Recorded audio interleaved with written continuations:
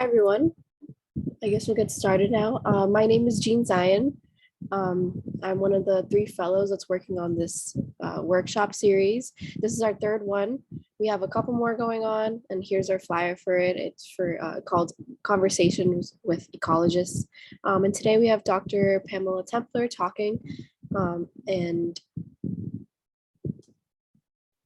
All right, so Dr. Pamela Templer is a professor of biology and the director of the PhD program in biogeoscience at Boston University, as well as a member of the scientific coordinating committee and an investigator at the Hubbard Brook Experimental Forest. All right. And so again, my name is Jean Zion. I'm from Hunter College. I'm a junior, and my fellows will also introduce themselves. And we also have Dr. Andrew Ryman today, and who is our mentor.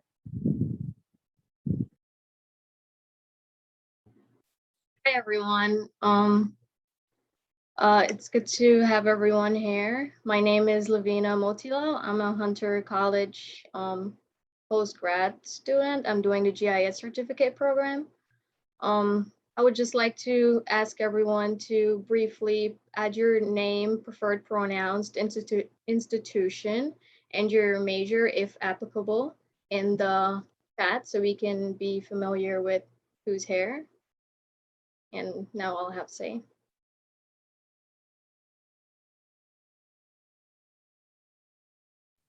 All right, so while everyone's doing that, hi, hope everyone's doing all right. So my name is Sai Sanchez. I just graduated from Hunter College as well, where I majored in political science and environmental studies. I use she, her pronouns. Also, just to remind everyone, I think Andy mentioned it, that the session's being recorded for people who just came in. So just in case you'd like to look back on anything that was said, or people who couldn't attend are able to check in. So for today's workshop, once we finish up these introductions and general info, we'll pass it over to Dr. Templer. I believe she has a few slides she would like to share with us. And then once Dr. Templer's presentation is over, we'll plan to open it up for a brief Q&A or like general discussion or conversation at the end, and then just a few short announcements at the end of the session. And with that being said, I'll pass it along to Dr. Templer, and I'll also drop the registration link for everyone on the chat box. So I'll hand it over to Dr. Templer. Wonderful. Thank you so much. And thanks for having me here today. It's great to see all of you. Matt, I like your photograph. That's really cool. And Coral, it's great to see you too. So I'm really excited to be here with all of you. And what I'm going to do first is share my screen and make sure that works. So let me know in one moment. Can you see my slides? Does that work? Okay, great. I'm just going to get myself organized. It always takes a second to find the chat box. I just want to be able to see you all if you have questions. Okay, great. So I can see the chat box. I can see photos of all of you, well, Zoom boxes, and I can see my slides. So that's great. So what I'm going to do today is, oh, you know what? I'm one slide in. Let's go back. There you go. I put my email address on the first slide because I mean it. If you have questions or thoughts or concerns after today, don't hesitate to reach out to me. What I want to do today is talk to you about both my career path and about the work we do in our lab, looking at changing nitrogen and changing climate around the globe. And so for today, what I thought I would do is talk to you a little bit about my career path, just to give you context on what we're doing, share with you our work on atmospheric deposition, and then pull it back together. We're talking about climate change and changing nitrogen, some work we're doing at Hubbard Brook in New Hampshire. And then I'll bring it back out to touch a little bit about career paths in general and just share my little bits of advice or knowledge or, you know, just ideas going forward that would hopefully be helpful to all of you. So I'm really honored to be here today. It looks like you have a fantastic series. You've already heard from two great people, and it looks like you have two people after that are going to be fantastic as well. So just to tell you a little bit about myself, I was born and raised in Los Angeles. I lived there my entire childhood until I was 18. I didn't think much about it, but at the time, because I didn't know any different, but this on the right, it was the skyline. We had 7,000 8-foot mountains right down the street from my house, and you couldn't see them because of the terrible air quality that was there most of the time. When I was looking for colleges, my parents took me on a tour. I don't know if any of you grew up on the West Coast, but My friends and I pretty much only looked in California. I know it's different here in the Northeast. A lot of you might be from New York. I'm curious, maybe you could put in the chat, how many of you are from New York State? Because you might be like me, where I only looked, or at least I only considered places in California for college. Where are most of you from? What state? New York City, very cool. New York, born and raised New York City, awesome. That's so cool. So I don't know if any of you have been to Los Angeles, but I kind of think of, oh, Puerto Rico, that's right, Coral, so cool. I tend to think of Los Angeles as like the opposite of New York City and the opposite of Boston, where New York City and Boston tend to be more, centralized. You can take the subway, you can walk, you can take the bus. Los Angeles, you can do those things, but it's really spread out and really smoggy, at least in the past. So when I was looking at schools, my parents said, go for it, go to college, but you got to pick a public school in California. And they took me on a tour of the Cal State schools and the University of California schools. It's kind of equivalent to SUNY in California. And I took one step on the UC Santa Cruz campus and I was hooked. This is a picture of what the campus looks like. It really is in the middle of a redwood forest. These are some of the biggest trees on the planet, and it changed my life. So I'll come back to that in a second. But I'll just say that in high school, I went to a humanities high school. It was a magnet school, public school. I only went to public schools. And it kind of looks like CUNY. Yes, right, Andy, I bet. When I was in high school, it was a humanities school. So we still took math and science, but the core courses that everybody took together were humanities. And I loved it. And I thought, okay, I guess this is what I'm going to do with my life. And I'd been playing piano since I was really young. So I thought, great, I'll just go to college and I'll be a music major. What else am I going to be? I don't know what to do. So I got to Santa Cruz, and one of my classes actually met in the middle of a redwood forest. And I remember sitting as a class in a circle in the woods, and our TA at the time talking to us about what they were doing in graduate school. And I had no idea that you could make a career out of this. Certainly nobody in my family were scientists. Nobody studied nature. Nature was like this weird thing far, far away. I was surrounded by concrete growing up. And probably like some of you in New York City, it was just housing and pavement and sidewalks everywhere. And nature was something far, far away.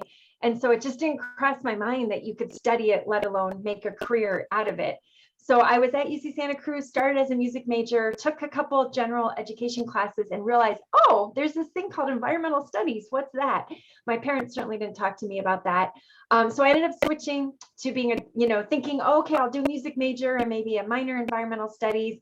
But the more I did environmental studies, the more I loved it. So then I thought, okay, I'll try to double major. But then I realized environmental studies, I'm not sure what you could do with that. So fine, I'll drop music and I'll double major in biology and environmental studies. So I always tell undergraduates, if you don't know what you want to do, please don't stress about it.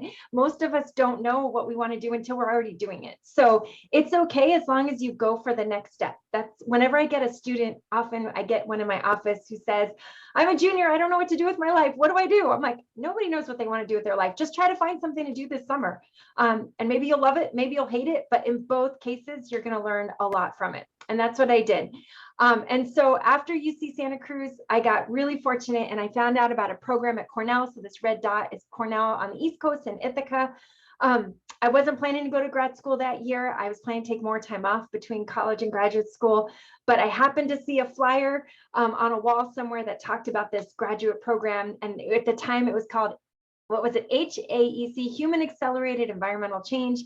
I found out it came with a fellowship because I needed that. My parents basically said, when you graduate from college, you are financially independent. And I said, oh, I guess that means I need to make some money. So I couldn't do any of these programs that required, I didn't want to go into a lot of debt. So I decided I didn't want to do graduate programs that would require me to pay tuition. And so what I did is I only looked at schools that might have graduate fellowships. And like I said, I wasn't ready to go to grad school, but I saw this flyer and I talked to some professors about it, and it just was amazing. And what it was this 5-year PhD program that allowed you to study the environment, but it also had an environmental policy component to it. And so as part of my graduate school work, I did an internship in the US Senate in Senator Moynihan's office in Washington, D.C. It was just a month, but it changed my life because it made me completely view how our government works differently. In case you didn't know, Congress is run by 20-year-olds. I thought it was run by the old men who you see on the news all the time, but they're not the ones doing the work. They're the ones on the news.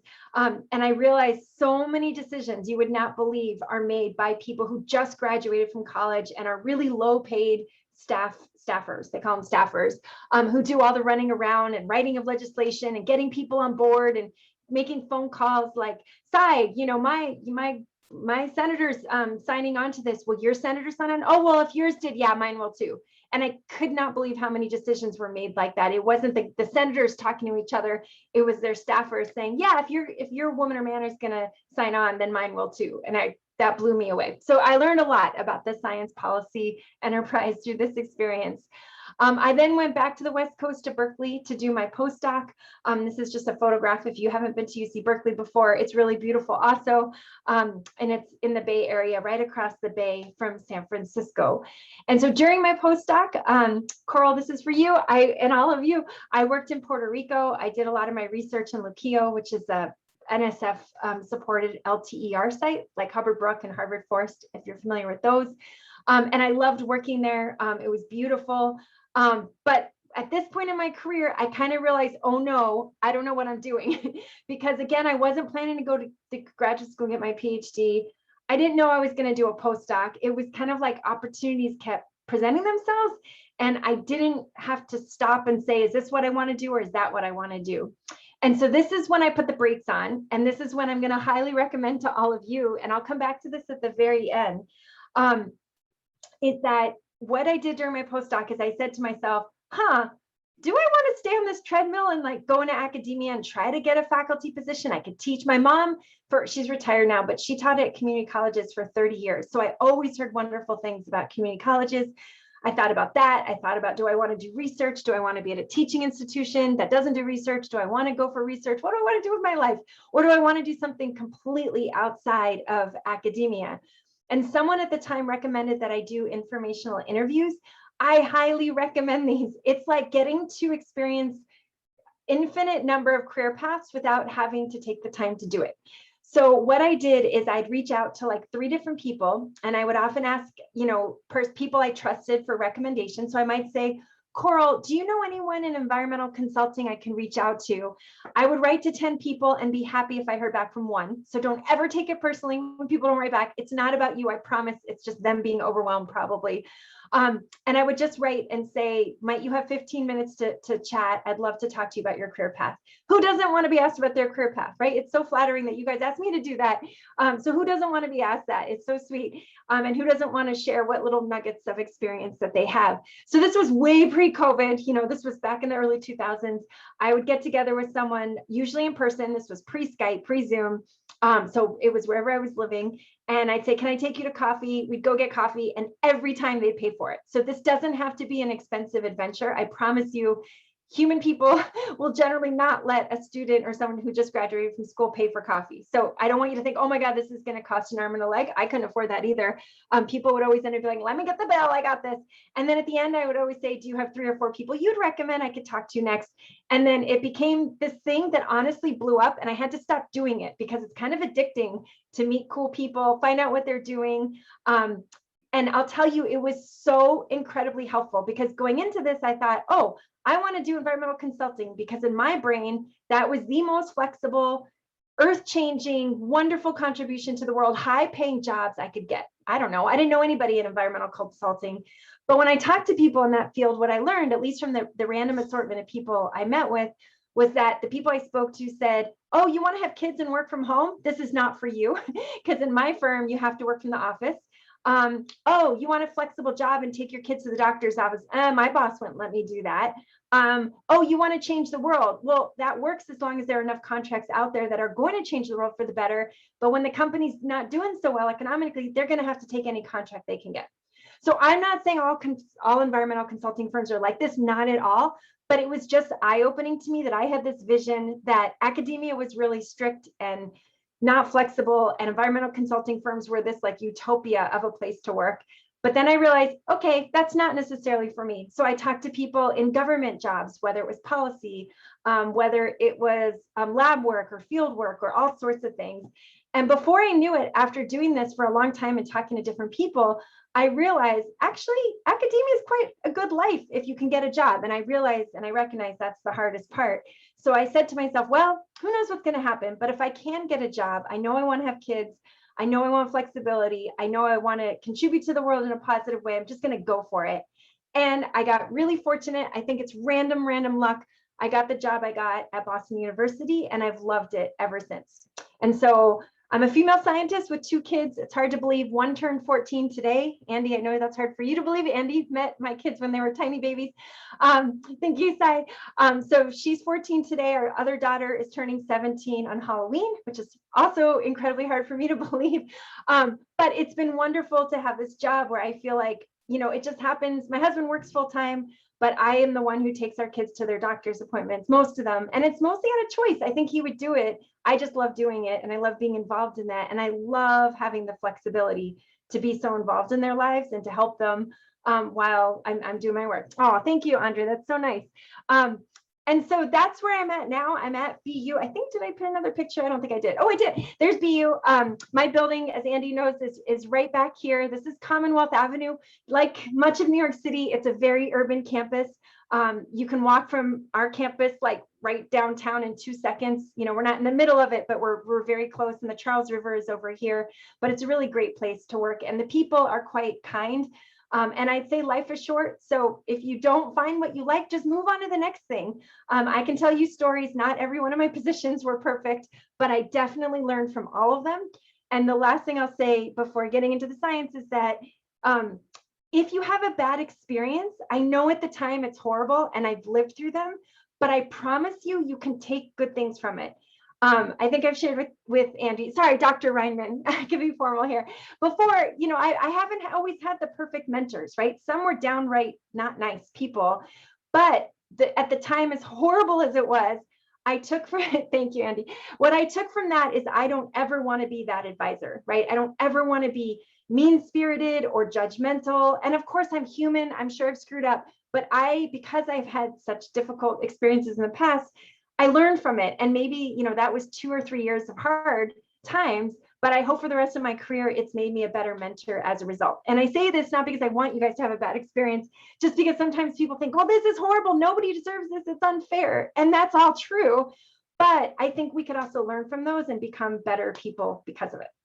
So I'm going to stop there and go into, oh, and I did want to end on a positive note. I tend to be a glass half full kind of person. So I didn't want to end with you all having this vision of LA being this horrible, gross city, which it was for a long time. It is much improved now. The state of California has done a tremendous amount to try to improve the air quality. It's not perfect. They've hit some snags.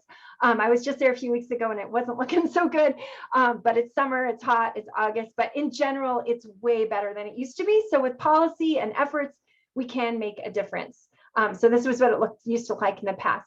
So I was going to say, Andre, thank you for raising your hand. Before I jump into the science, I'm happy to answer any questions you guys have about this, if that's okay with the organizers today. Is that okay? Cool. So Andre, go ahead. Oh, what are the names of those mountains? Those are the San Bernardino Mountains. Right. I just wanted to find out the name of the mountains in the background. That's it. Oh, sure. They're the San Bernardino Mountains. There's a whole mountain chain that goes north-south just east of Los Angeles. So LA has a reputation for having terrible air quality, mostly because it's in a big basin. So it's in the ocean. It's not in the ocean. It's right next to the ocean, inland, right? And then you have the mountains right next to it. And the prevailing winds come from the coast and go inland. So all of that humanness in the city, you know, we got 10, 15 million people throughout the greater Los Angeles area. All of that smog gets trapped by these mountains to the east of the city.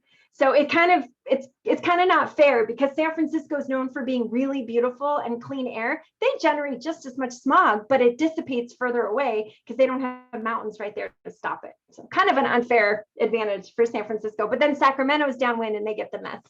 Well, thank you so much for saying that. And I included the link at the bottom. I love that picture too. I don't get credit for it if you want to look for that online. Any questions now about career paths or mentorship or informational interviews before I jump into the science?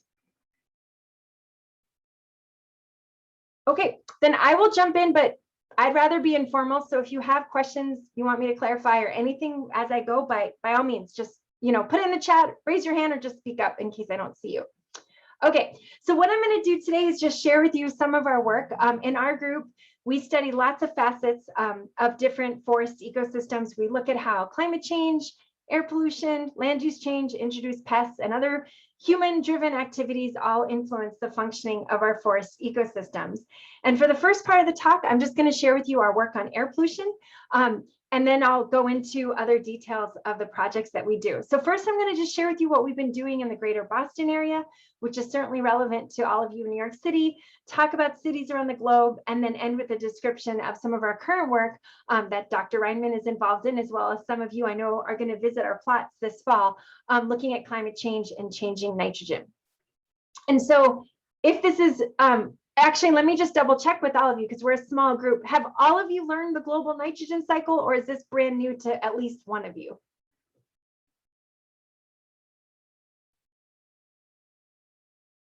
Okay, I'll assume it's brand new to at least one of you, so I'll give, it's new to some of us. Awesome. Refreshers are always good. Perfect. Okay, so I'll give you a quick overview. I won't go into too much detail, but just to give you a sense of where we're coming from in this work is humans, you and me, we do a really good job altering the global nitrogen cycle. Nitrogen is an essential element. You and I, we all need it. Plants need it, microbes need it, bugs need it. It's a component of our proteins, our DNA. All of us, like if we didn't have nitrogen, we wouldn't be here today. So super important, super essential, super natural. But you and I are altering it because of activities like burning of fossil fuels at power plants, driving our cars, and agricultural activities like production and application of fertilizers and planting of leguminous crops. We basically doubled the rate of nitrogen fixation, and that's led to increasing nitrogen emissions up to the atmosphere. And so I always tell people, you probably heard this before, what goes up, must come down eventually. So all of this nitrogen that you and I are pumping in the atmosphere, some of it comes back down as what we call wet deposition, which is basically rain and snow. It comes down as dry deposition in gases and particles. And then it also is impacting our forests through clouds and fog. And so I always tell people, if you walk outside on a rainy day like today in Boston, generally you're fine. You're not going to be hurt by what's in the rain. But think about every drop of rain that falls from the sky has a whole bunch of stuff in it, whether it's nitrogen or phosphorus or calcium, magnesium, aluminum, all sorts of things. And that's basically deposition, just whatever's falling from the sky. And so some of this nitrogen that falls sky can actually be a good thing. We call this fertilization. It's just like if you had a garden filled with tomato plants and you might sprinkle a little bit of fertilizer in your garden and you see them grow more. That's the same thing that happens in nature. A little bit of nitrogen that comes from the sky, that's great, falls on the forest. The trees grow more. They can sequester more carbon, which is good for pulling CO2 out of the atmosphere to mitigate climate change. The problem is when we have too much nitrogen. So we can basically create too much of a good thing. So nitrogen itself is not toxic, but you add too much to a forest or a marsh or any other ecosystem, and it could be not a good thing. And so the analogy I often use is, imagine I got you guys all a pizza. Sometimes I use brownies. You might say, thank you. Wow, she's nice. I appreciate that. But then I might come back and say, oh, cool. They liked pizza on Monday. On Tuesday, I'm going to bring 16 truckloads of pizza. Here you guys go. Enjoy your lunch. You're all going to get mad at me and throw the pizzas in my face because you're going to say you're full and you can't eat them all, right? It's the same thing with atmospheric nitrogen deposition. A little bit, awesome. The trees will take it up. The microbes will take it up. They'll all grow more. Too much of it, and they saturate the demand by plants and microbes, and we start to see increasing amounts of nitrogen moving out of the forest. Another term we use for this is just nitrate leaching. That's been associated with lots of negative things like release of greenhouse gases like nitrous oxide, reduced forest productivity, acidification of stream water, eutrophication or algal blooms, and harmful health effects. And so how do we monitor this? What do we do with deposition? How does one measure this around the country? We're really fortunate in that we have the National Atmospheric Deposition Program. It's a network of sites across the entire United States. Each dot represents a site. I'm sorry to include it here, but they're also in Hawaii and Puerto Rico and Alaska. This is just the mainland US. But you can see that there are sites around the United States and people measure deposition in all of them. For color coding, green here represents relatively lower rates. The redder the color, it's higher rates. If you looked at this map alone, you might be like, wow, California is really good shape, right? But actually, this is the important thing to note here is this is data showing you for wet deposition, which is what comes in rain and snow. California and other Western states where it's super dry get most of their deposition in dry deposition, so dust and aerosol. So it doesn't show up in this particular map, but if we just look at what's coming in rain and snow, that's what we see here. And so a couple of things to keep in mind is that most of these measurements are done in rural areas. That's on purpose to stay away from cities where we know there's more pollution and more people and all sorts of things. And also so that the network can generate these national maps where they can interpolate or basically make estimates between the sites. And so using the limited number of sites that are around the country, you can make these national maps. Does that make sense? You guys with me on that? Okay, cool. So one thing to note is that there's been a lot of work showing that because of the 1990 Clean Air Act, which is right in here, the Clean Air Act amendments, that while rates of deposition, DIN is just dissolved inorganic nitrogen, while it was going up from the 80s and the 90s, soon after the Clean Air Act amendments were passed in 1990, we started to see this wonderful trend of declining deposition over time. And so there's been a lot of work on this. It's been in the press where people have been talking about declining deposition. And it's interesting how the conversation has really changed. You know, when I was doing my PhD back in the 90s, the big discussion was, oh my gosh, forests are saturated around the globe. We're going to have all these problems with air and water quality. What are we going to do about this excess nitrogen? And now all of a sudden the literature has changed and people are talking about this concern that nitrogen availability isn't meeting nitrogen demand of plants. And that's because we know that growing seasons are getting warmer, they're getting longer. That gives plants a longer time to grow. So you would expect them to need more nitrogen to grow and put on more biomass, but perhaps with rising CO2 concentrations, longer growing seasons, and this declining nitrogen deposition, maybe they simply don't have enough nitrogen to meet their needs. And the process that we're referring to here is known as nitrogen oligotrophication. And so there's been papers documenting nitrogen oligotrophication around the globe. This was the paper we published from work just at Hubbard Brook in the White Mountains, New Hampshire. The title is Nitrogen Oligotrophication in Northern Hardwood Forests. This was a global meta-analysis of much of our data, including our data Hubbard Brook, showing isotopic evidence for oligotrophication of terrestrial ecosystems. Some of these papers led to this headline story that said availability of nitrogen to plants is declining as the climate warms. So again, meaning that as the climate warms, trees need more nitrogen, just as deposition started to go down, and maybe the trees are going to be starved for nitrogen. But this is really important. All of these studies are being done in rural areas, so far from cities where most of us live. And so I believe, and I'll show you evidence for this, that they're really missing this important hotspot of deposition where we might not be seeing nitrogen oligotrophication. And so why are we doing this? Why would we even study cities? So this is Boston University. This is the same building I showed you before where we work at, actually it's right here at Boston University. This is the Charles River. If you're ever in Boston, please come visit. We have a beautiful 2-minute walk to the river and you can walk along the Esplanade. It's really, really pretty. We don't have the High Line like all of you have in New York City. Have any of you been to the High Line before in Manhattan? So pretty. I love going there. Oh, good. Yeah, it's a wonderful place. So, but we have the Esplanade along the Charles River, which is super nice. And so why, you might say, okay, but people have been studying nitrogen cycling in rural forests. What's wrong with that? Why would you go to a city? Who cares where the people live? Well, I would argue it's really important to study cities. They represent a really small land area across the globe, but they're a majority of our both NOx, which is, pollutant, and CO2 emissions, which is a greenhouse gas. And we know more than 50% of the human population around the globe live in urban centers. So in the United States alone, more than 80% of people live in cities. So if you ignore cities, you're ignoring the people, which I would argue is silly. We need to understand cities. And then we also lack studies on both nitrogen and carbon biogeochemistry in urban areas, which makes it a really great area to work to try to better understand what's going on. So now what I'm going to do is just share with you briefly our work in the greater Boston area, just to give you a sense of what do we measure, what, if you came to Boston today and visited, what could I show you? And I wish I could in person.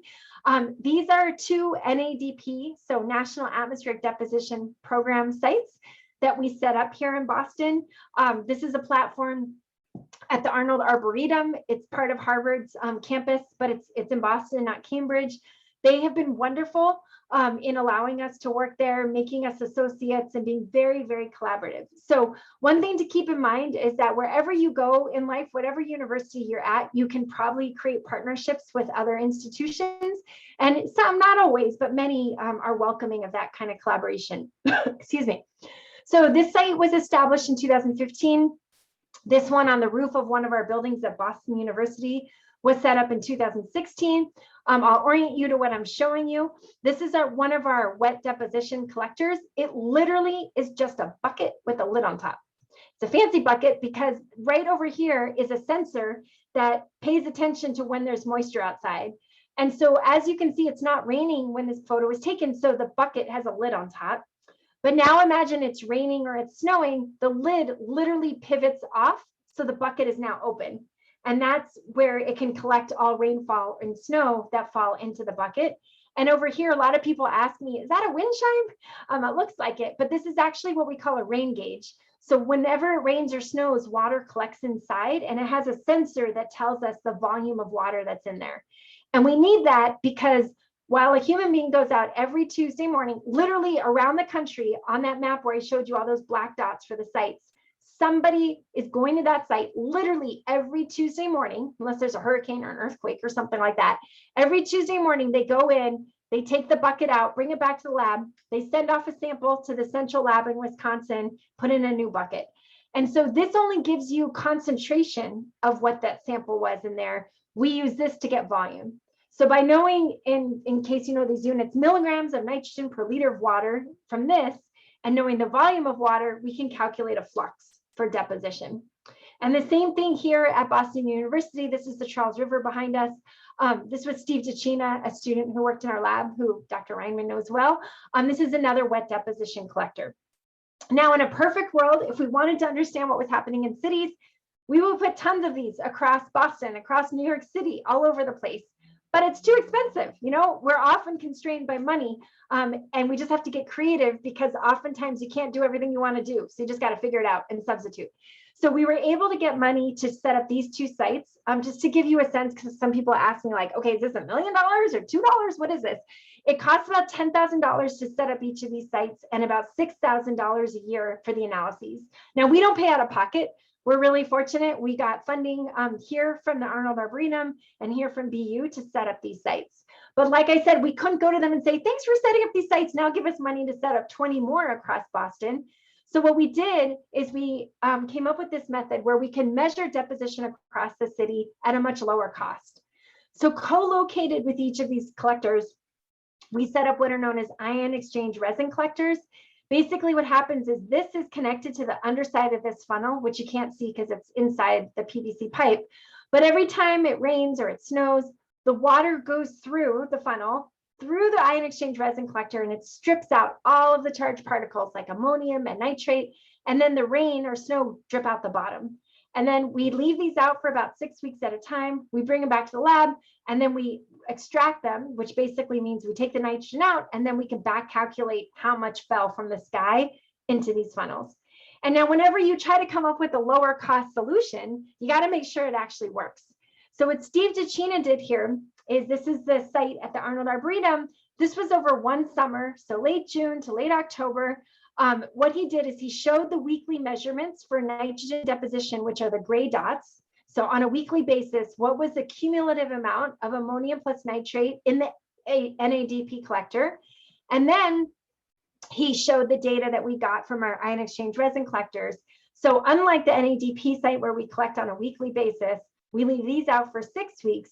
And you can see there's generally good agreement between the cumulative amount we got from the buckets that are expensive to the lower cost ion exchange resin column. So that gave us confidence that we can use these lower cost samplers to get at a greater spatial extent of what we were measuring. So what we did in the study is we tried to address this question: how heterogeneous or how variable is biogeochemical cycling of nitrogen in urban ecosystems, and what controls these processes? So another way to say this is, how much nitrogen is falling from the sky, and why is that amount falling? So Steve did this work for his dissertation right in the middle of Boston. So you guys well, if you're home, are in New York City here, and Boston's just here, about a 4-hour drive. And in each of his sites, he put out these ion exchange resin collectors. So this is what it looked like. At each of 15 sites, we had 3 collectors. So again, at the bottom of each of these funnels are the resin columns. And he left them out for 6 weeks at a time. He went back out, swapped them out for an entire summer. And what did he find? What I'm showing you here is total deposition of nitrogen on the y-axis. And this is across multiple sites going from the center of Boston out to rural Massachusetts. And I should say these data actually come from an earlier study by Preeti Rao, who is a postdoc working with Lucy Hutira and I. And my take-home message here is that deposition is high in the city and much higher compared to that of rural areas. And now what I'm going to do is overlay Steve's data where all of his 15 sites were just in Boston alone. And a couple take-home messages to get from this is that if we were to just take the mean or the average of these values, we would still conclude that deposition is higher in the city compared to the rural areas in central Massachusetts, so from further away. But what if Steve had only had this one site in the city? Okay, it'd come to an agreement that urban sites are higher, but what if he'd only had this site? Then we might have concluded there is no difference between urban sites and rural sites. So one advantage of having 15 sites is that we could get the general heterogeneity or variability across the city.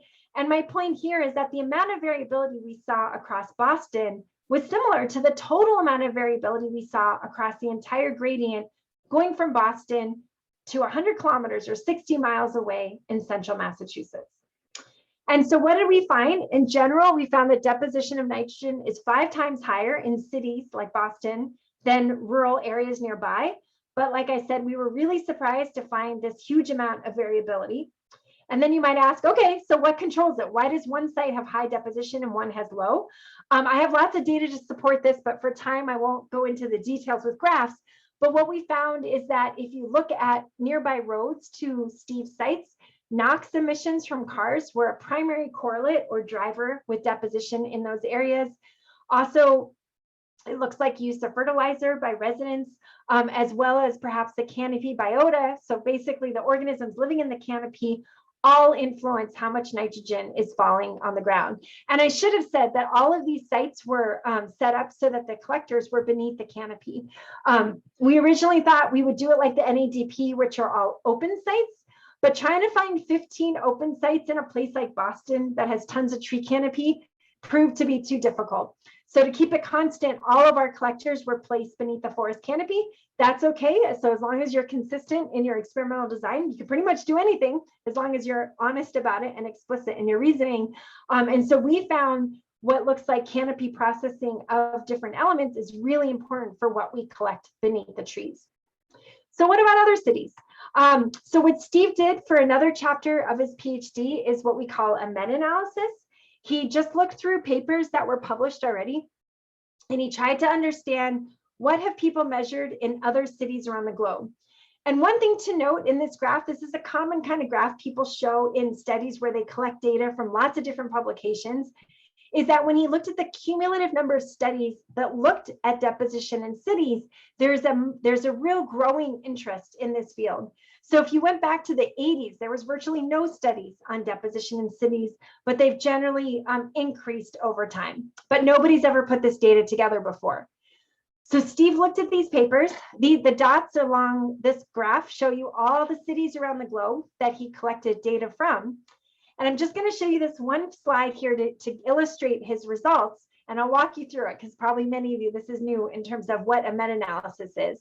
So what he did in all of these is he brought together data from multiple cities around the globe. The graph up here is for dry deposition alone, so just dust and aerosols. Wet deposition, which is just rain and snow. Bulk deposition was just a fancy word for deposition you collect out in the open, but you never close it when it's not raining, so it's just an open bucket. And then through fall, like what Steve did in his study, where it's measurements beneath the canopy. And so in all of these graphs, what we present is what's known as the log response ratio. So anything above 0 means deposition is higher in the city than the nearby rural area. Anything less than 0 means the rural site has higher rates. And so in all 4 of these graphs, what I'm showing you is we found a significant difference that whether you look at dry deposition, wet deposition, bulk, or through fall, we always get this significant pattern that atmospheric deposition of nitrogen is elevated in cities compared to rural areas. And that's really important because, as I mentioned before, there's been all of this literature and talk about nitrogen oligotrophication and that nitrogen's going down and our trees are going to get starved. But hopefully I've convinced you that that might be true in rural areas, but we really need to also look in cities as well, because dynamics are quite different. And so we have projects going on in the city of Boston and along an urban to rural gradient, again, from Boston out to central Massachusetts, where we've been trying to understand even further, what are the controls on deposition? Where is it going? How does it interact with the trees? So now what I'm going to do is just finish up briefly with just a short story about climate change. Dr. Reinman asked me to share with you some of our work on our new project that some of you might be visiting, which is exciting. And it's basically, I've just titled it here, Climate Change and Changing Nitrogen, because they're really interwoven. And so the goal of this new project, and I say new because we just got funded last fall and we just started it. The goal here is to and its background. And now what I should say is I'm moving away from cities right now. We're talking about rural forests. Oh, can you hear me? I just got a warning that I'm unstable. You can hear me? Okay, cool. So we probably familiar to many of you is that temperatures are rising. We know that growing seasons are getting longer because spring is arriving earlier. Fall senescence, when our trees change their leaves and drop them, is happening later. So resulting in longer growing seasons. We know that that's likely to increase how much nitrogen plants require to use. And we have evidence from atmospheric nitrogen deposition and soil nitrogen cycling measurements that availability is going down in rural forests, right? I showed you earlier on, deposition has been declining in rural areas. We have other measurements from soil processes also showing that in general, soil nitrogen, which is where trees get their nitrogen from, is going down. So again, in rural forests, not urban, there's this concern that plant demand for nitrogen is not being met by availability. Again, this fancy term, nitrogen oligotrophication. So our hypothesis for this new project is that nitrogen oligotrophication in the northern hardwood forest is driven by the increasing demand by trees. And so this is kind of a mouthful, so stop me if this doesn't make sense. Our thinking right now is that with longer, warmer growing seasons, trees need more nitrogen, but they're not getting it. And that's resulting in them resorbing more nitrogen in the autumn. What does that mean? So if you've ever seen trees that change colors in the fall, that's at a time when they're pulling back some nutrients so that before their leaves fall from the tree onto the ground, the tree can kind of hold on to some of that nitrogen. Okay, it's kind of like you get a paycheck and you move some of your money into your savings account so you don't spend it on all the ice cream that you want to eat that day, right? And so the trees do the same thing. They kind of bank some of those nutrients that they can use in the following year. So we think what's happening is that results in a higher carbon to nitrogen ratio in their litter. Again, a fancy word for phrase for just saying that the leaves that fall from the trees end up with a higher ratio of carbon to nitrogen. That makes it more difficult for the microbes who are in the soils to take up the nitrogen that they need. They reduce their ability to break down organic matter and make nitrogen available again to the trees in the following growing season.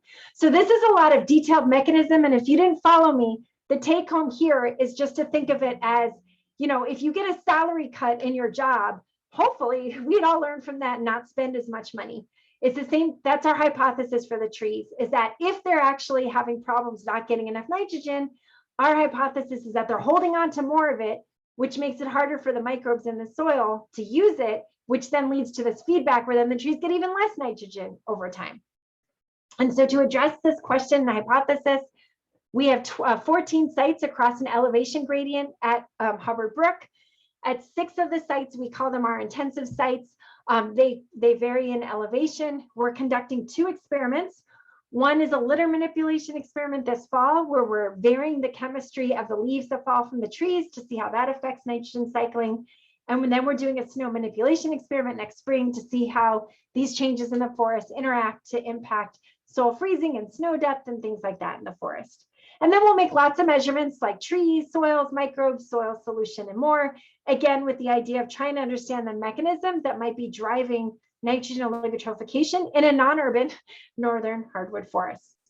So other experiments we conduct, I'll just end on this, is that we do fun things like warm forest. Dr. Reinman's been involved in this from the start. We couldn't do this without him, helping to find sites, setting these up. It's been a lot of fun. We also create droughts. Dr. Raymond's also involved in this heavily, of trying to see what impact the increasing frequency of droughts are having on our forests. Like I said, we look along urban to rural gradients throughout Massachusetts, and then we sample across cities. So it's a lot of fun. It's a lot of hard work, but we really enjoy it. I definitely want to acknowledge that lots of people made this work possible, including Andy Reinman, and our funding sources that I'm so appreciative of.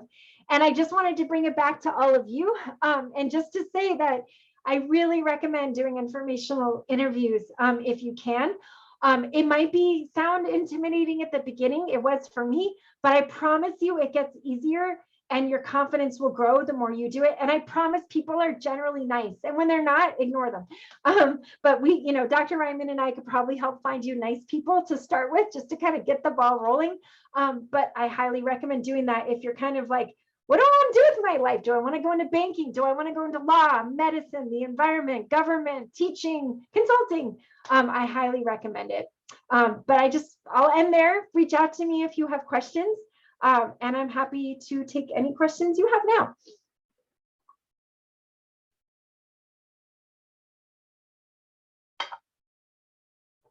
Thank you. I have sort of like a technical question. Maybe, I think maybe you or Andy could probably answer, but it's about the nitrogen oligotrification project. Maybe I like misunderstood. I remember during the Hubbard Brook Cooperators meeting, they were talking about that field campaign that they're doing in the fall, collecting like leaf litter. Is that something like anyone can get involved with? If, like someone happens to be in the area and wants to like go help out in the fall, is that something anyone can, just for a way to get like as many people as possible involved in the project and know what's going on there? I don't know if you guys know, but yeah, absolutely. I would say reach out. It definitely takes some coordination, but it's not hard. We just have to coordinate, because you wouldn't know where anybody who's interested wouldn't know where to find the plots and what to do. So I would say reach out to Andy and me, and we can certainly tell you when we're going to be there. And then if it works out with your schedule, bring you up and show you the plots and everything. We're going to have really big field campaigns in early October to set up our litter box experiment. We also are looking for help we're going to be collecting litter at the end of September, which represents our early litter fall for next year, which is our high C to N litter. So there's certainly opportunities. And if for some reason it didn't work out time-wise with this project, if others of you want to go to Hubbard Brook, Andy and I can certainly connect you to others who are always looking for help. But we should coordinate it, especially with COVID. I think anytime it's good to coordinate, but like even Andy and I are not allowed in the headquarter building yet. The U.S. Forest Service owns it. Won't let anybody go in. It's like you can't even go to the bathroom there right now, but like we can give you tips. There's a Dunkin' Donuts, one exit down on 93. So I would just say reach out, and I won't speak for Andy, but my guess is he would be happy to help as well.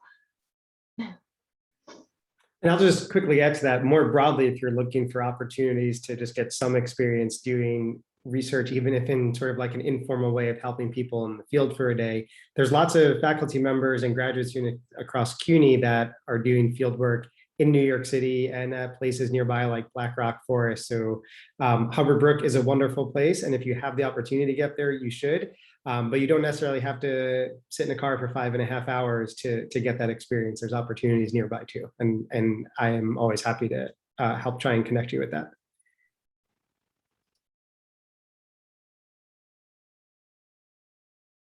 yeah, actually, Well, no, I was just gonna say last week we had Dr. Patterson from BlackRock, so she said it would be all right to share her email, so I'll drop her email in the chat box for anyone who wants to get involved at BlackRock.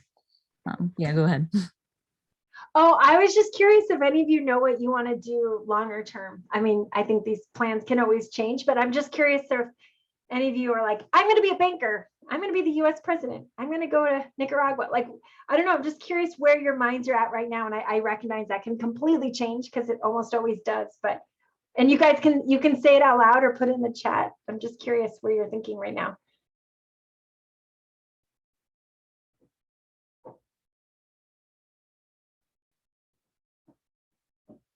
I'm definitely going to grad school, but on what? That's a good question.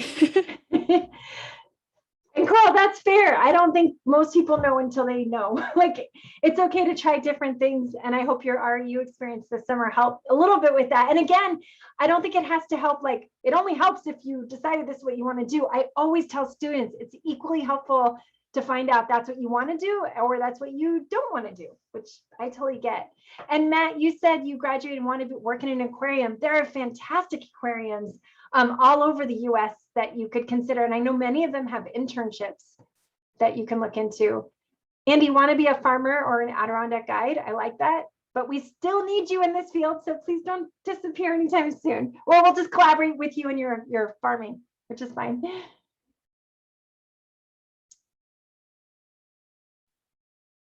Cool, Sai, that's awesome. I think there's so much work right now in climate policy and climate science. And there's a bazillion, do you know the term NGO, non-governmental organization? I highly recommend reaching out, like maybe reach out to some think tanks or some nonprofits, or there's so many different groups, and talk to them. And like, oh, I meant to say in that slide I shared with you for informational interviews, they have wonderful sample questions, because often I get students will say, I don't even know what to ask. I'm like, don't worry, I didn't either.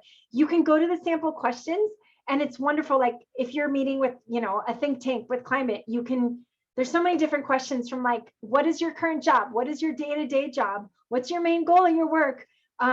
What kind of credentials did you need to get that job? Like, is an undergraduate degree enough? Do I need a master's degree? Should I get a law degree? There's just lots of questions that I know early on I would have, and even now, have no idea what to ask, but they're great sample questions. Terrestrial ecology, that's great. There's lots in terrestrial ecology, from plants, animals, water, dry land, atmosphere. Loviana, did I say your name right? Loviana, is that right? Lavina. Lovina, thank you. Do you know what area of ecology you might want to do?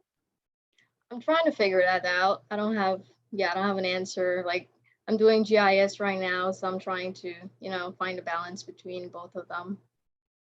Great. And you could always look for an internship or a job. And when I say internship, hopefully a paid one, that would give you some of those skills. And are all of you familiar with Ecolog? Have you heard of that? I put it in the search. So just in case you're not, I highly recommend going to it. You can either sign up and get, I'll warn you, a bazillion emails, or you could just go to the archive and look at what's online. But it's wonderful for finding paid positions, whether it's short-term like the summer or the fall, or longer term like somebody looking for a full-time person to take on a job. And Lavina, maybe our trip to Hubbard Brook in a few weeks will help you to hone in on what exactly you want to do with terrestrial ecology, or help you figure out what you definitely don't want to do. Both are useful. Yes, I'm looking forward to it. Yeah, and I'm so glad that was mentioned about the U.S. Forest Service. You're going to hear from Lindsay Rustad, and Lindsay's awesome. She is so inspired, and she's worked at the Forest Service for years, and then got promoted to lead scientist, the head of Hubbard Brook. Not, I don't know, 5-10 years ago. I can't keep track. Maybe you know Andy. But she's fantastic. So I'm really glad she's going to speak with all of you, because she could give you the perspective of working for the government and working in science and what that's like. Can I ask a quick question? So Pam, so I've known you for, I can't believe it's like 13 years now somehow. And I, through your talk, learned new things about you. I did not know that you started out majoring in music. I don't know how I missed that over the past 13 years. But so you've done a lot of really cool things over the course of your career, and by all measures, you have a really successful career, and you're definitely like one of the world's nitrogen experts. And your work has taken you to like the tropics, to cities, to different places in temperate systems. And I'm wondering if you can sort of shed a little bit of light on like how you go about deciding what you're going to study or where you're going to study it, and the extent to which where your job is influences those sorts of questions that you go after. Great question, Andy. It's good to keep learning about other people. I'm sure there's lots of things I could still learn about you too, which is always so fun. I would say it's a combination, right? So part of it is whatever position you get. So I didn't mention this, but when I got my postdoc, part of the reason I got that position was I was a graduate student in a joint program between Cornell and the Carey Institute. And we had a graduate student invited speaker. We happened to choose Wendy Silver, who's faculty at UC Berkeley. She came, we talked. I just happened to mention, and this I always recommend doing, like, oh, I'm going to finish up in the next year or two, and I might be looking for postdocs. Do you think you might be hiring? I just kind of put a little nugget out there, but I wasn't looking for a job at the time. And then she approached me about a year later and said, we're writing this NSF proposal to work in Puerto Rico. Would you be interested in being written into the proposal? And I'm like, yeah, most NSF grants don't get funded, sure, whatever, you know. And then it got funded. And then I was like, oh, I guess I'm moving to Berkeley, and then I'm going to work in Puerto Rico. And I'll never forget when I got there, I was like, oh, but I'm from California and I'm really interested in California ecosystems. So I went to her and I said, you know, now that I'm in Berkeley and I moved back from the East Coast, could I also work on the West Coast? Expecting her to be like, yeah, of course, that's your interest, follow your interest. And she's like, no, like, I hired you to do this project in Puerto Rico. I don't have money for you to work in California. So no, the answer. And I was like, oh, okay, all right, I get it now. And so part of it is where you live, but part of it is the job that you take. And so we all have to be aware, like, when somebody hires you, generally they got money to hire you and they have to fulfill those commitments. So I get it. Like, I don't blame her at all, but it was a good wake up call. Like, oh, I committed to this project in Puerto Rico. I guess I'm going to fly back and forth from California to Puerto Rico. It ended up being amazing. I loved it. And it was wonderful. So that's how that came about. When I got to BU, I thought I would continue working in the tropics because I loved it. But I have 2 kids now, right? And at the time when I started my job at BU, our older daughter was 7 months at the time. We had our second one 3 years later. The thought of disappearing and going and doing really fun field work in the tropics for any extended a period of time was not something I was interested in doing. I just didn't want to be away from them. What felt exotic and fun and exciting suddenly felt like, oh my God, I can't do this. I can't like feed my children and be away from them for weeks or months at a time.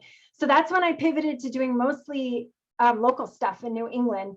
But I've been able to satisfy my curiosity by doing collaborative projects. Like, I have collaborators in Mexico and other places because I love thinking about people in other countries and working in other systems, but it's not where most of my time is spent because I want to be based at home where I can see my family.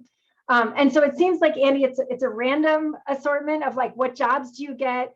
But again, I'd always say to yourself, you don't have to choose. So I get so many people come to me and say, I don't know what I want to do to grad school because I don't want to be pigeonholed as like this person who works at Black Rock Forest.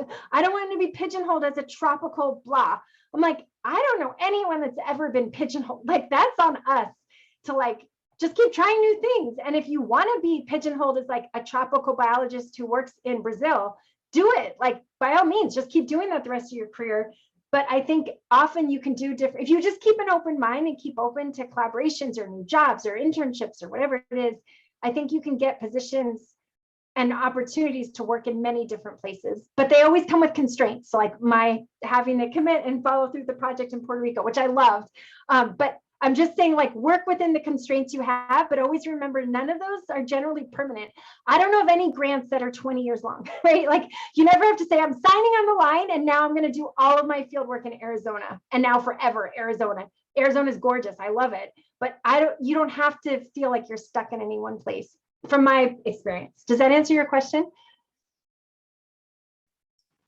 Yeah, I think so. I know when I was an undergraduate for sure, and probably even a bit when I was a graduate student, I always wondered, like, how did these people come to study like this particular thing? Or, if I look at what papers they published 10 years ago, that's not always what they're working on right now. And what does that kind of circuitous route sort of look like? And I guess related to that, a lot of ecologists go into that field because they want to be out in the woods and away from people and studying those ecosystems. And that's certainly where my scientific career started. And it seems like that's where a lot of your work started too, but then your work meandered in some ways back towards the city. And do you think that part of your research trajectory would have happened if you were at an institution in a rural area? That is a great question. I don't know. I tend to gravitate to cities because I like being where people are. So I like, going and doing field work, but I've lived in rural areas and I don't feel like that's where my heart is. It's beautiful. And I love spending time. I love backpacking. I love visiting. but I want to live in a place where I can walk. I love where I live in Boston, as you know, Andy, but others probably don't.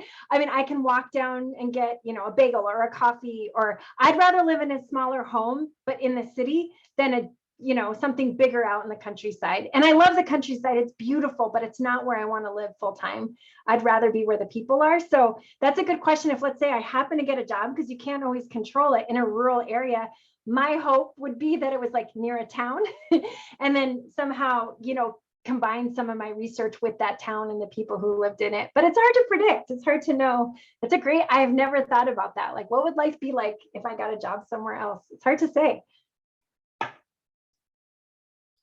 Thanks. Sure.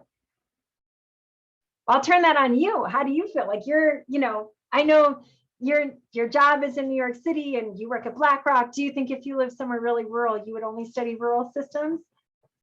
Oh, I should have thought about that before I asked you that question. I don't know. I mean, you know me, I'm always like quite happy to be like way out in the sticks somewhere. As I was getting used to Boston, my first couple of years there, as soon as I had the chance, I hightailed it to Newfoundland because it was as far away from a city as I could get without getting on an airplane.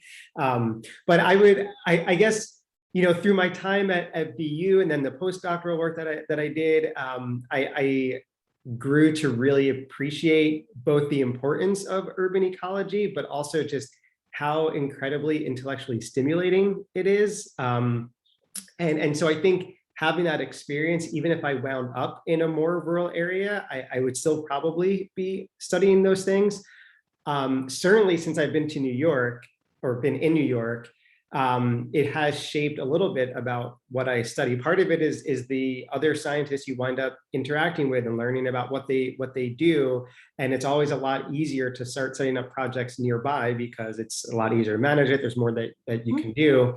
And so I think my growing interest in invasive species definitely came out of studying urban forests and very quickly realizing that it's really hard to understand what happens in urban forests without considering the impact of invasive species. So I think for me, there will always be a part of me that's interested in studying rural systems, and increasingly so, I view the importance of that as that it balances the work that we do in urban areas and gives us a more complete perspective of the ecosystems we're trying to learn about.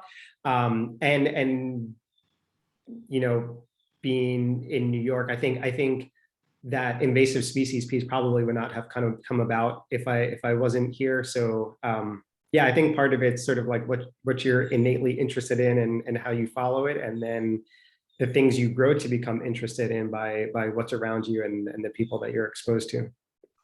And that last point, I think, is super important that we don't talk about it enough, is the people, right? So I think about what science I do is so shaped by the people I'm around. So Andy also worked with Lucy Hutira at BU.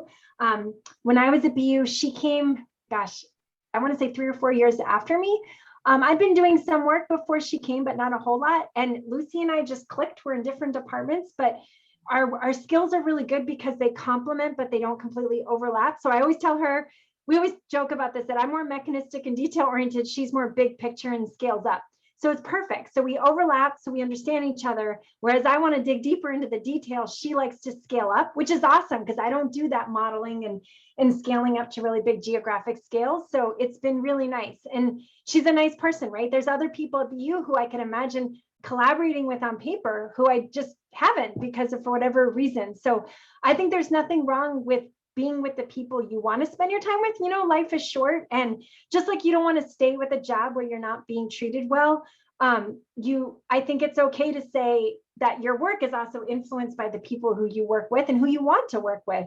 And, find the good, kind souls out there, because you don't need to work with people who make your life miserable. And if you sense that you're not getting out of it what you could, don't be rude and just drop them, obviously, but be professional. But find the people who make you happy and excited about the work you're doing. And that could change sometimes the direction of the science or any other field that you're going. I don't want to keep saying science because some of you might want to go into finance or government, who knows, but anything that you do.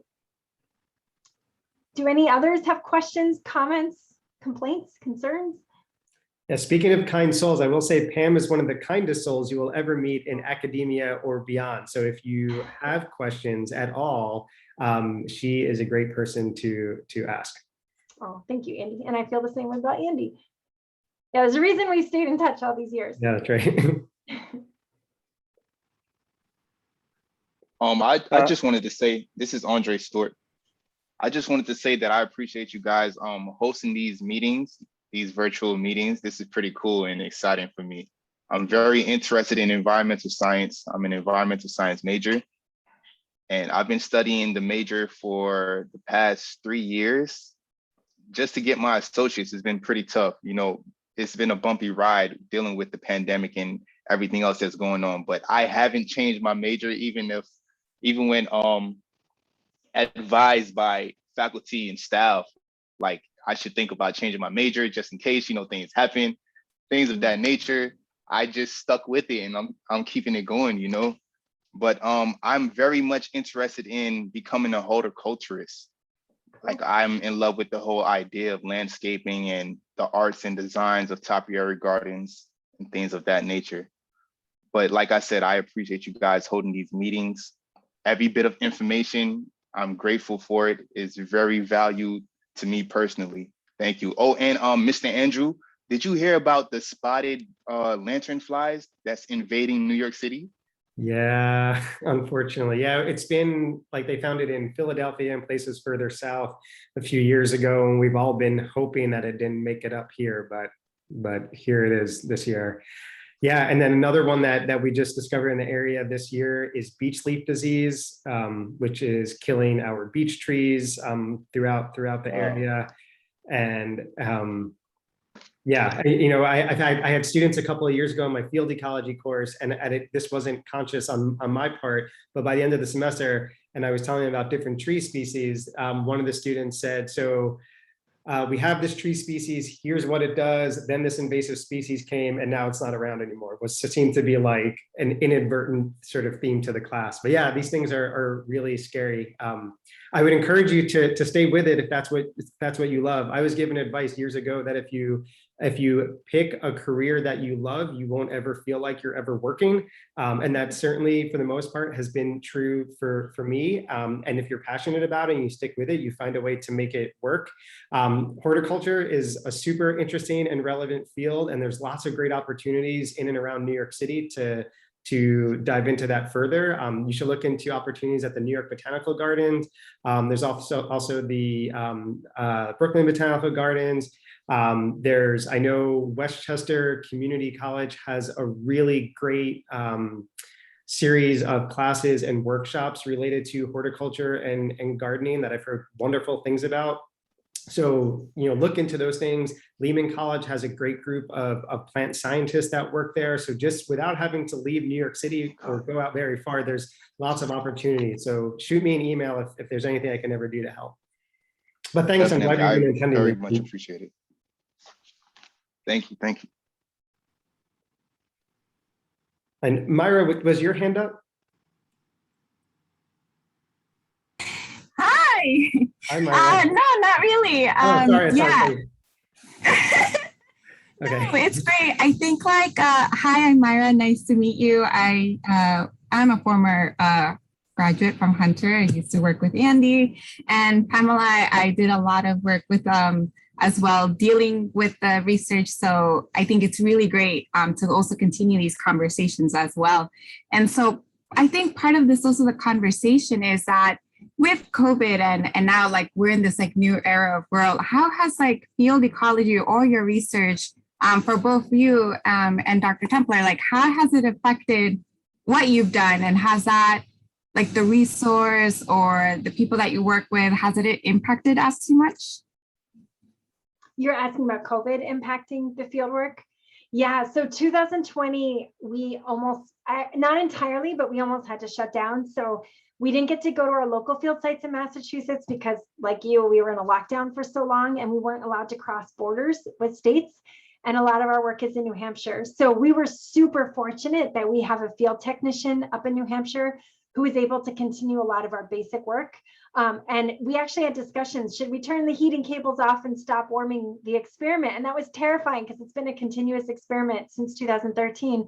But luckily we were allowed to keep it going because we had someone on site who could check on it, for safety. We're always worried about fires up there. So as Andy knows, we had Brendan up there who's amazing. But it was a quiet year, but this year we're back. Like we've had students and faculty and myself going out to the field pretty regularly. So that gives me some hope. I hope with Delta, we don't, any of us go back into a lockdown, but obviously I think public health is more important than anything. So hopefully we'll get to stay active, and it's shown that when you're outside, it's much less likely to spread. So if anything's going to get closed, I hope it's the indoors and not the outdoors. But Andy, did you want to comment on that as well? Yeah, sure. So yeah, last year it was almost like a ghost town a little bit in the science world, and I think for me, it was a little bit of a blessing and a curse. It meant that I had to go out and do more of the field work because, in New York City, everyone gets around with public transportation.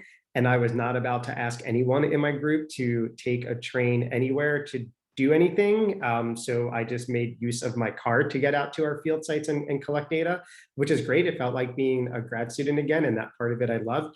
But unfortunately, your other responsibilities as a faculty member did not go away. So it's just increasing the amount of work that I had to do, but it was great. I think for us, the biggest impact was our capacity to provide hands-on experiences to students doing research. So last year, so we normally take on a bunch of high school students in our lab, as you know, Myra, and last year, the students usually reach out to me in the fall or winter before. And so that means I took on a cohort of high school students before the pandemic started.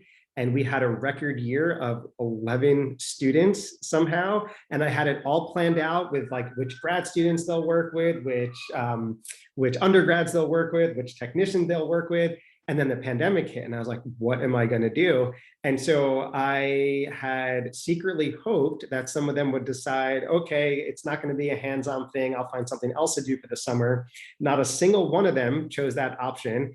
And so we very quickly just pivoted the nature of our research a little bit to an entirely remote format, and very quickly developed tutorials to teach high school students how to use remote sensing data and how to use freely available GIS software, and we're able to still move some of our research forward along while engaging students. So we learned a lot from that, and a silver lining of that is now I can use it all the time. I use it in my classes, but it definitely introduced a pretty profound shift in the way we do research and the sorts of things we at least had planned to do for the summer. But with a lot of bad things, sometimes you can find the good.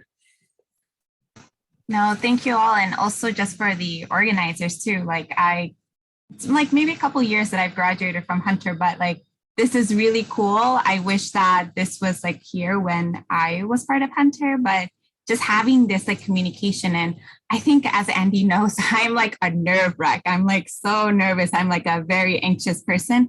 And so I think I remember meeting Dr. Templer once at the Haverford convention.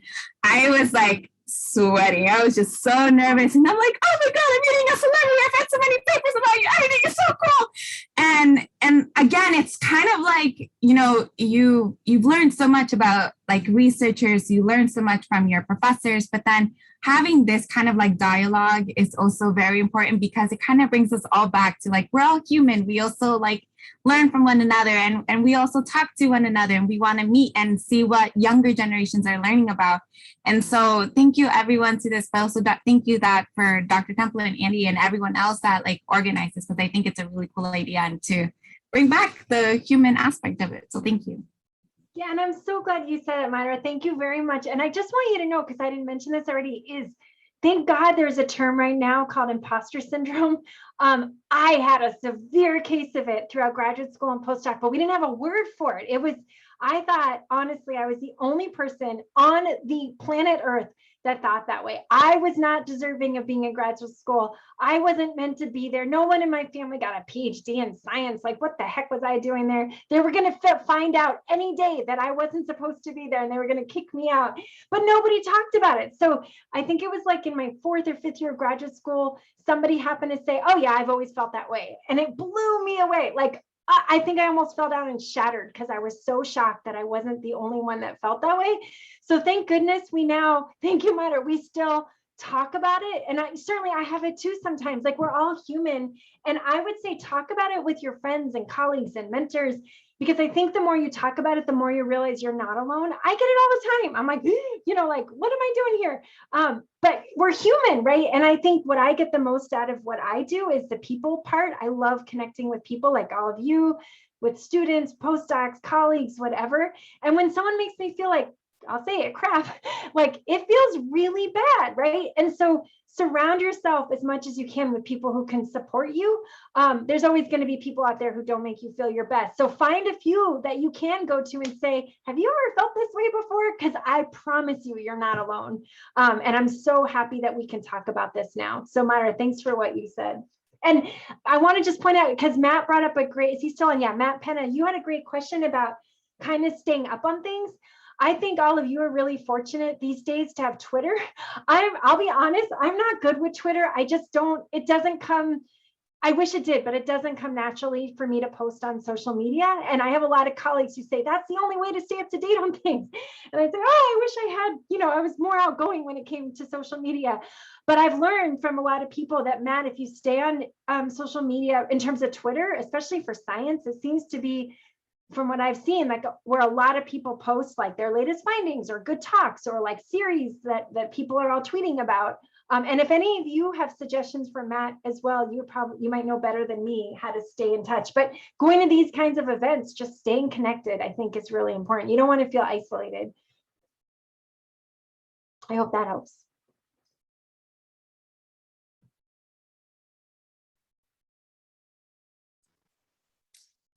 Great. Any final questions before we wrap up today? This has been a really awesome discussion, and I think one of the best discussions we've had so far in this workshop series. Hey, well, I'm here to help. So if any of you, want to reach out in the future, I always tell people, if you don't get a response, I promise you it's not personal, just write again. As everyone knows, some days, like, you go out of the field or you go travel and then you come back and you're like, oh my God, I have 50 emails, I can't respond to them all. So don't take it personally, just write again. And I'm more than happy to help. If you want me to connect you to people for informational interviews, potential job, whatever, you just have questions about what we talked about, science or not, I'm happy to help, really. Oh, thank you, Sai, for putting it in the chat. Yeah, just reach out. Oh, Bruce, that's a good idea, ResearchGate. So anyway, thank you for having me. This has been really fun, and it's great to see all of you and talk with you. Yeah, thank you so much, Pam, for joining. This was wonderful, and Sai, Lavina, and Jean, thank you so much for organizing this. You guys have put a lot of work into this. I know that very well because I've been working closely with you all summer, but not everybody else knows that this has been like a summer in the making of putting all of this together. So thank you for doing that. So yeah, take Pam up on her offer. If you guys have questions, I put my email address in the chat as well. If you have any questions about things locally or even more broadly related to science or ecology or anything like that. And yeah, so we'll post this recording. So if you want to look at things again, they will go up. We're working on the details of where exactly that will be and how everyone will access that. But because we have your contact info, we will let everybody know. And do you guys just want to give a quick plug again for what the next workshop is? Yeah. So yeah, just again, thank you so much, Dr. Tumbler. Really means a lot to have you here. Thank you for being here. And yeah, just quick reminders. So we have 2 more workshops, I believe, over the next 2 weeks. So next week we have Sarah Garlick, who was rescheduled from last week. So she'll be leading her seminar on Wednesday the 8th from 7 to 8:30 Eastern time for a dinner time workshop. So bring your dinner, lunch, a snack, anything like that, some questions. And after that, we'll have Lindsay Ristad, we mentioned, who is a U.S. Forest Service worker and is also involved at Hubbard Brook. And I'll drop that registration link again for anyone who's interested. yeah, we'll hopefully have those recordings up soon. I'm gonna try to sort through that today. And yeah, we'll reach out to everyone for anyone who's interested in that. Thank you all so much for joining us. Have a great rest of your week, rest of your September, and stay safe. Yeah. Thank you guys all so much. Thank you. Thank you, everyone. Thank you. Have a great week.